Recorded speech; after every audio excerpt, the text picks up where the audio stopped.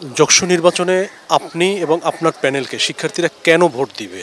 আমরা যারা এই প্যানেলে অংশগ্রহণ করছি, মৌলানা ভাসানী ব্রিগেড প্যানেলে, আপনি জানেন যে এই জগন্নাথ বিশ্ববিদ্যালয় বিগত সময়ে অনেকগুলো ঘটনার তারা সম্মুখীন হয়েছে।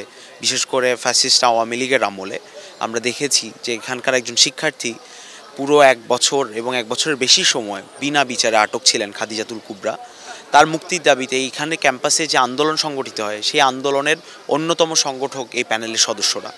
একই সাথে এরপর আমরা দেখেছি যে নানান ঘটনার প্রেক্ষিতে এখানে নিপীড়নের শিকার হয়ে আমাদের আরেকজন শিক্ষার্থী ফাইরুজ অবন্তিকা, তিনি কিন্তু আত্মহত্যা করেন। এবং এই ঘটনা প্রেক্ষিতে আমরা কিন্তু এই দাবিটা তুলি যে একজন শিক্ষার্থী ক্যাম্পাসে নিপীড়নের শিকার হয়ে বিচার না পেয়ে এরকম একটা সিদ্ধান্ত নিচ্ছে, আত্মঘাতী সিদ্ধান্ত নিচ্ছে, তাহলে এর দায় প্রশাসনের। এই কথাগুলো আমরা সেই সময় উত্থাপন করি এবং একটা বড় আন্দোলন কিন্তু সেই সময় সংগঠিত হয়। শিক্ষার্থীদের নিরাপত্তার প্রশ্নে বরাবরের মতোই আমরা জগন্নাথ বিশ্ববিদ্যালয়ে সোচ্চার ছিলাম এবং এই বিশ্ববিদ্যালয়ের যে আবাসন সংকট এবং এই বিশ্ববিদ্যালয়ের যে আরও নানানমুখী, এখানে পর্যাপ্ত বাজেট না থাকা, এখানে ক্যাফেটেরিয়ার সংকট, ক্যাফেটেরিয়া খাবারের মান ভালো না হওয়া, পর্যাপ্ত আয়োজন না থাকা, এই সব কিছুর সাথেই কিন্তু একজন শিক্ষার্থীর একাডেমিক লাইফ যুক্ত। আমাদের শিক্ষার্থীরা এখানে একটা দিনে যে পরিমাণে কাজে যুক্ত থাকেন, সেরকম কাজে অন্য কোনো বিশ্ববিদ্যালয়ের শিক্ষার্থী যুক্ত থাকেন বলে আমরা অন্তত দেখতে পাই না। মানে এইখানে আপনি একটা শিক্ষার্থীকে তার যাবতীয় আয় ব্যয়ের যে আয়োজন, তাকে তার জীবন পরিচালনার জন্য 2টা টিউশন করতে হচ্ছে এক্সট্রা, তাকে এই টিউশনের পাশাপাশি তার একাডেমিক লাইফ লিড করতে হচ্ছে। তাহলে এরকম একটা এক্সট্রা বার্ডেন নিয়ে একটা বিশ্ববিদ্যালয়ে উচ্চশিক্ষা অর্জন করা সম্ভব বা আসলে একটা গবেষণাধর্মী পরিবেশ নিশ্চিত করা সম্ভব, এটা আমরা মনে করি না। সেই জায়গা থেকে আমরা বরাবরের মতোই এখানে শিক্ষার্থীদের নিরাপত্তার সাথে যুক্ত করে ক্যাম্পাসের সামগ্রিক মান বৃদ্ধি, এই ক্যাম্পাসে যেমন এটা প্রয়োজন, আবার একই সাথে আমাদের যে দ্বিতীয় ক্যাম্পাস কেরানীগঞ্জে হচ্ছে, সেই ক্যাম্পাসেও এই মান এইটা দ্রুততম সময়ে এই ক্যাম্পাসটা নিশ্চিত করার দাবি কিন্তু আমরা তুলেছি। এবং এইখানে অনেক ধরনের কথা কিন্তু এসছে পরবর্তীতে, সেনাবাহিনীর হাতে কাজ হস্তান্তর করা অথবা দ্বিতীয় ক্যাম্পাসের কাজ দ্রুত করার জন্য নানান ধরনের প্রস্তাব আসলেও আমরা প্রধানত যে কথাটাকে গুরুত্ব দিয়ে বলেছি সেটা হচ্ছে বিগত সময়ে এই দ্বিতীয় ক্যাম্পাসের কাজের জন্য যে বাজেট বরাদ্দ দেওয়া হয়েছিল সেই 2016 সাল থেকে, এই বাজেটের টাকা এগুলো লুটপাট হয়েছে, এগুলো দুর্নীতি হয়েছে, এগুলো ওপেন সিক্রেট। কিন্তু এগুলো সম্পর্কিত কোনো ধরনের হিসাব বা তথ্য আমরা 5ই আগস্টের পর কিন্তু এখন পর্যন্ত এই নতুন প্রশাসনের কাছ থেকেও পাই নাই। আমরা এই আর্থিক খাতের ব্যয় কোথায় হয়েছে, কারাই দুর্নীতির সাথে যুক্ত ছিল, এই স্বচ্ছতা আমরা নিশ্চিত করতে চাই। এই জায়গায় যোগসু আমাদের কাছে গুরুত্বপূর্ণ। আমরা প্রশাসনকে অ্যাকাউন্টেবল করতে চাই এবং প্রশাসনের জবাবদিহিতা নিশ্চিত করার জন্য সর্বোচ্চ যা যা করণীয় সেটা আমরা যোগসু প্ল্যাটফর্ম থেকেই এটা করতে চাই। এবং সেই জায়গা থেকে আমরা মনে করি আমাদের এই বক্তব্য যদি শিক্ষার্থীরা গ্রহণ করেন এবং শিক্ষার্থীরা আমাদের দেখেছেন ক্যাম্পাসে আমরা কি করেছি, আমরা বিভিন্ন সময়ে জুলাই গণঅভ্যুত্থানে আমাদের ভূমিকা কী ছিল, সেইটা বিচার করেই তারা আমাদেরকে ভোট দিবেন অথবা তাদের সুচিন্তিত রায় রাখবেন।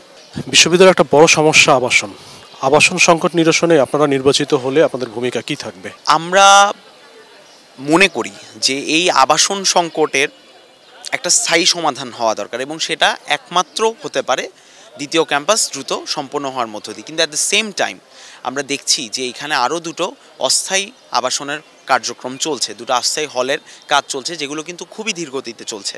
আমাদেরকে বারবার আশ্বাস দেওয়া হচ্ছে প্রশাসনের দিক থেকে যে এইটা দ্রুত শেষ হবে, কিন্তু আমরা শুধু কতগুলো কথাই শুনতে পাচ্ছি। তাহলে যোগসুতে যখন একটা নির্বাচিত শক্তি এখানে আসবে, তারা কিন্তু এই ব্যবস্থাপনাগুলোকে প্রশ্ন করা এবং এগুলো দ্রুত নিশ্চিত করার জন্য সরাসরি প্রশাসন এবং শিক্ষার্থীদের মধ্যে একটা ব্রিজ হিসেবে কাজ করবে।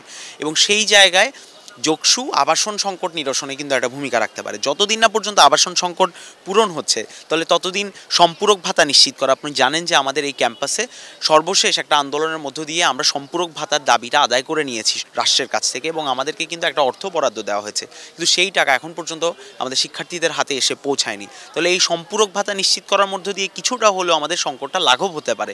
এই অস্থায়ী সমাধানটাও আমরা চাই। এবং একই সাথে এই সেকেন্ড ক্যাম্পাসের কাজটা আমি আবারও বলছি, এই কাজের পেছনে প্রচুর অর্থ বরাদ্দ হলেও সেই টাকা কোথায় গেছে তার কোনো শ্বেতপত্র এখনও পর্যন্ত আমরা পাইনি। এই স্বচ্ছতাটা আমরা আসলে যোগসুর মধ্য দিয়ে নিশ্চিত করতে চাই। সেই জায়গায় আবাসন সংকট নিয়ে আমরা কাজ করব। আবাসন সংকটের বাইরে বিশ্ববিদ্যালয়ে আর কি কি সমস্যা আছে বলে আপনার কাছে মনে হয় এবং আপনারা এই সমস্যার সমাধানে কিভাবে কাজ করবেন? আমার কাছে মনে হয় যে আসলে আবাসন সংকটের সাথে মিলিয়ে এইখানে আসলে এই বিশ্ববিদ্যালয়ে আরও নানান ধরনের সমস্যার সৃষ্টি হয়েছে এবং তার মধ্যে অন্যতম একটি সমস্যা আমি বলবো শিক্ষার্থীদের মানসিক স্বাস্থ্য। এই ক্যাম্পাসে যারা পড়তে আসেন, আপনি যদি জনে জনে ধরে জিজ্ঞেস করেন, দেখবেন বেশিরভাগ শিক্ষার্থী কিন্তু নানান ধরনের মানসিক দোদুল্যমানতা, হীনমন্যতা এবং বিভিন্ন আত্মঘাতী মনস্তত্ত্বে কিন্তু ভোগেন। এবং আমরা দেখেছি যে অনেক শিক্ষার্থী পুরান ঢাকার যে পরিবেশ, এটা খুব একটা স্বাস্থ্যকর না। এই পরিবেশে এসে খাপ খাওয়াতে না পেরে কিন্তু ফিরে যান অথবা সেকেন্ড টাইম দিয়ে অন্য কোথাও চলে যাচ্ছেন। তাহলে এই মানসিক স্বাস্থ্য নিশ্চিত করার জন্য, সুস্বাস্থ্য নিশ্চিত করার জন্য আসলে এখানে যেই ধরনের একটা মানসিক স্বাস্থ্য কেন্দ্র প্রয়োজন, এখানে যেরকম মেডিকেল সেন্টার প্রয়োজন, সেরকম কোনো আয়োজন কিন্তু এখানে নাই।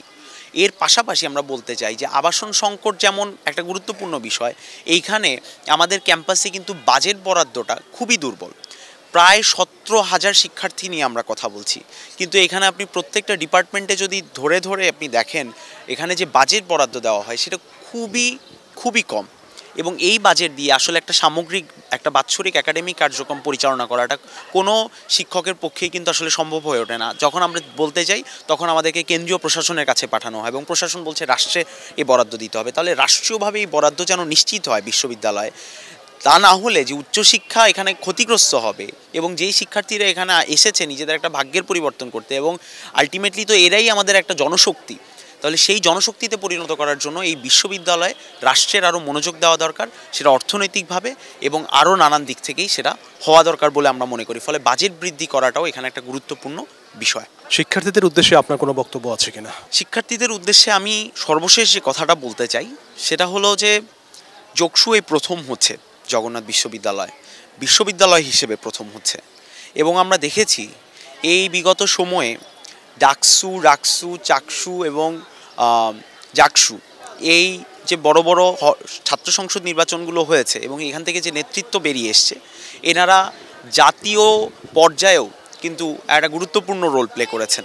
অর্থাৎ ডাকসু বিশেষ করে আমরা দেখেছি যে এখানে বাংলাদেশের জাতীয় নেতৃত্ব এবং একটা পুরো দেশবাসীকে দিকদিশা দেখানোর ক্ষেত্রে একটা গুরুত্বপূর্ণ রোল প্লে করেছে। আমরা মনে করি যোগসু এই প্রথমবারের মতো হচ্ছে, এবং যোগসুরও এই রিমার্কটা রাখার ব্যাপার আছে যে তারাও একটা জাতীয় পর্যায়ে সেরকম করে নিজেদের অবস্থানটাকে পরিচিত করতে পারে, জানান দিতে পারে। আমাদের ক্যাম্পাসের যে সংকটগুলো আছে সেগুলো উত্তরণের পাশাপাশি আমরা একটা জাতীয় নেতৃত্ব করার কারখানা হিসেবে যোগসুকে দেখতে পাবো। সেইভাবেই শিক্ষার্থীরা এই ছাত্র সংসদ নির্বাচনে তারা প্রার্থী হিসেবে পার্টিসিপেট করবেন এবং ভোটার হিসেবে পার্টিসিপেট করবেন, এই আশাবাদটা আমি রাখছি। ধন্যবাদ সবাইকে।